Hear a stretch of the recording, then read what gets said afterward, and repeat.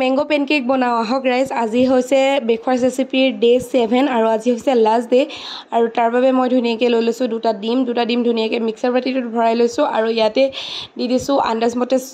চেনি আপোনালোকে মেজাৰিং কাপৰ সহায়তো দিব পাৰে কিন্তু মই বনাই থাকোঁ বাবে মোৰ একদম আন্দাজ হৈ গৈছে আৰু ইয়াত ধুনীয়াকৈ এইখিনি পিচি ল'লোঁ মানে পিহুৰি বনাই ল'লোঁ তাৰপাছতে ইয়াতে দিছোঁ আটা ময়দা ব্যৱহাৰ একদমেই নাই কৰা কাৰণ ৰাতিপুৱা যিহেতু ব্ৰেকফাষ্ট হয় আৰু হেল্ডি হ'লে একদম বহুত বেছি ভাল তাৰপৰা আমখিনি দিলোঁ আমখিনি দিয়াৰ পিছতে আন্দাজমতে ৰিফাইন দিলোঁ ৰিফাইনৰ সহায়ত বাদ দি আপোনালোকে বাটাৰো ব্যৱহাৰ কৰিব পাৰে মই কিন্তু ৰিফাইনে ব্যৱহাৰ কৰিছোঁ তাৰপৰা ডোটো তৈয়াৰ কৰি লৈছোঁ অকণমান এক্সট্ৰা কৰি দেহাৰ কাৰণে এটা কাপ কেকছ বনাইছোঁ আৰু ইয়াতে অকণমান ইলাচি পাউডাৰ দি ধুনীয়াকৈ ডোটো প্ৰস্তুত কৰি ল'লোঁ আৰু এখন